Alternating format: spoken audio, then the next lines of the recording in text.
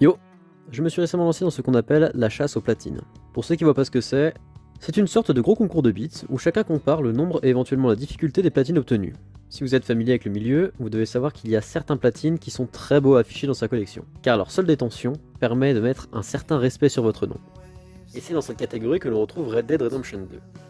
Largement salué par la critique et les joueurs, ce jeu est l'un des meilleurs mondes ouverts et possède une des histoires parmi les mieux écrites de la fiction. Pourtant, il est un cauchemar pour les chasseurs de platine, à un point tel que beaucoup ont renoncé à son obtention. Moins de 0,1% des gens le possèdent. Il est souvent cité parmi les 5 pires platines, et d'après PSTHC, il faudrait plus de 300 heures pour l'obtenir. Et encore, si vous suivez scrupuleusement leur guide. Pourtant, à la différence de Crash 4 ou encore de DMC5, RDR2 n'est pas un jeu d'apparence difficile. Mais alors pourquoi ce platine est si compliqué à décrocher? Nous allons voir ça en 5 points qui vont avancer vers l'horreur et la difficulté de manière croissante. Et c'est parti. Tout d'abord, comme dans chaque jeu, il y a les trophées liés à l'histoire. Et déjà, ça ne sera pas une mince affaire. Il faudra compter environ 80 heures pour terminer la trame principale. Ce qui représente un premier investissement temporel. Mais ce n'est pas tout. Il y a plusieurs trophées très facilement manquables, comme un coup de main, qui vous demande de terminer toutes les missions d'honneur facultatives, ou encore les trophées commis et en bonne compagnie, qui sont relatifs à certaines missions du camp, facilement manquables car il faut les faire à des moments précis. Sans quoi, il vous faudra recommencer une nouvelle fois l'histoire, qui je le rappelle a une durée de vie assez conséquente. Je terminerai ce point avec la mention du trophée Intelligence Artificielle, qui ne se débloque qu'après avoir fait plusieurs quêtes facultatives au cours de l'histoire, et qui vous fera recommencer le jeu si vous n'y prêtez pas rapidement attention, lors de votre première partie. Le problème de ce trophée est que contrairement aux autres cités précédemment, on ne se rend pas vraiment compte de ce que l'on doit faire, alors on le laisse de côté. Qui plus est, il faudra faire plusieurs quêtes manquables, et parfois buggées, pour réussir à décrocher cette simple récompense. Comme dans chaque jeu, il y a des trophées en tout genre qui récompensent le jeu pour chaque action. Et RDR2 ne déroge pas à la règle. Bien sûr, certains d'entre eux tombent tout seuls, comme voler aux riches et pour donner aux pauvres, qui sont des actions simples que l'on fait pendant l'aventure. Notez que le second peut être loupé. Toutefois, j'aimerais vous parler de 3 trophées qui peuvent se révéler extrêmement chiants. Le trophée Monture Fidèle vous demande de maxer votre lien d'affection avec votre cheval. Si ce trophée ne pose pas trop de problèmes lorsque l'on nourrit et caresse son cheval tout au long de l'aventure, les joueurs les moins précautionneux auront du mal. Mais surtout, votre cheval peut mourir. Une mauvaise chute, une confrontation, un bug ou juste la connerie naturelle de votre équidé peut le conduire au paradis des chevaux, si vous n'avez pas de quoi le réanimer dans les temps. Et c'est des dizaines d'heures d'affection qui s'envolent. Le trophée recherché, lui, vous demande de survivre 3 jours avec 250 € de prime dans tous les états. Il est vrai qu'il est assez accessible, mais peut donner du fil à retordre à de nombreux joueurs. Le principal ennemi est la police de Saint-Denis. Et là, je vous livre mon petit favori en la personne d'un ours peut en cacher un autre, qui ne demande que de se faire sauvagement soulever par un ours, à 18 reprises. Oui, 18. Pourquoi, comment, je ne le sais pas. Puis après ce câlin non consenti, de mettre fin à ses jours. Plusieurs détails déjà, c'est en mode histoire uniquement, donc le multi ne compte pas. Ensuite, il faut savoir que les ours sont des sacs à PV dans ce jeu. Il faut plusieurs balles pour les tuer, et donc l'empêcher de fuir et survivre pendant un certain laps de temps. Et aussi le principal problème, dans ce jeu, l'ours tue en un seul coup la plupart du temps. Il faut donc avoir un noyau de vie de haut niveau et que l'ours ne vous couche pas pour vous bouffer. Autant dire que dans le genre trophée inutile et chiant, on est plutôt dans le thème.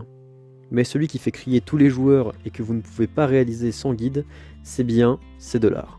Ce trophée vous demande simplement de trouver une place pour l'écureuil empaillé présent à la fin du jeu dans la maison de John. Quel écureuil, me direz-vous? En effet, pour obtenir cet écureuil, il faut dans un premier temps chasser un certain nombre de bestioles aux 4 coins du jeu et ramener leur peau en parfait état à une dame. Puis, elle vous donne ce magnifique écureuil empaillé qui fera le bonheur des fans de taxidermie. Désormais, dans votre demeure, il vous faudra chercher l'écureuil à chaque fois qu'Abigail va le planquer. Et dites-vous qu'elle finira par le foutre en haut d'une montagne. Donc autant vous dire qu'un bon guide est indispensable. Et même avec cela en main, vous en avez pour un petit moment. Vous n'êtes pas sans savoir que Red Dead possède une partie online avec une grande communauté. Et pour cause. Le jeu online est vraiment qualitatif, et a son identité propre. Toutefois, même s'il est agréable de s'y balader, de s'impliquer et de profiter de cette phase du jeu, elle n'en reste pas moins une épreuve pour les chasseurs de trophées. Premier problème, il vous faut un abonnement pour jouer en ligne, ce qui signifie des dépenses supplémentaires, si vous n'en possédez pas déjà. Ensuite, il faudra plus de 50 heures et encore si vous jouez uniquement pour optimiser votre temps, et j'assure que ce n'est pas la manière la plus agréable d'aborder cette partie de la chasse, car pour le trophée notoriété qui vous demande d'atteindre le niveau 50, la meilleure façon d'accomplir cet objectif est d'acquérir un rôle, comme chasseur de primes ou surtout collectionneur, qui vous apportera nombre d'expériences, et aussi d'argent, qui sera nécessaire pour les autres trophées. Mais pour acquérir un rôle, à moins de recevoir de l'aide, c'est un parcours du combattant, car il faut réunir 15 lingots d'or, obtenables en enchaînant les parties multi ou en utilisant le rôle de chasseur de primes, que vous ne possédez pas, car il coûte également 15 lingots d'or. En bref, c'est le serpent qui se mord la queue. Si la partie précédente demandait beaucoup d'investissement temporel, le trophée La Crème de la Crème demande de la maîtrise. C'est très simple, vous devez tout simplement être le meilleur joueur d'une partie avec au moins 4 personnes. Et cela à 3 reprises. Si le défi peut sembler simple au premier abord, il est le trophée online le moins obtenu. Car n'oubliez pas qu'en face de vous, nombre de joueurs auront 200 niveaux de plus, des armes et des chevaux à des années-lumière de ce que vous pourrez vous offrir. Donc bon courage pour relever ce défi. Petit point rapide sur le trophée champion de l'Ouest, qui est une belle saloperie. En effet, il demande de terminer le jeu à 100%, et dans Red Dead, finir le jeu à 100% dans sa globalité équivaut à faire le platine dans d'autres jeux en fait. Vous devrez faire des actions particulières comme prendre un bain, répertorier un certain nombre de chaque type de choses dans l'encyclopédie, comme les plantes ou les poissons. Vous devrez trouver tous les collectibles, et rien que ça c'est une épreuve. Il faudra aussi accomplir 90 défis. Certains sont assez simples, d'autres peuvent prendre pas mal de temps. Et voilà, on entre dans la partie que tout le monde attend, les animaux. Dans le monde de Red Dead 2, il y a des animaux. Beaucoup d'animaux. De l'ours à l'écureuil en passant par la chouette, et ces animaux rendent le jeu vivant et augmentent l'immersion. C'est là qu'interviennent les trophées.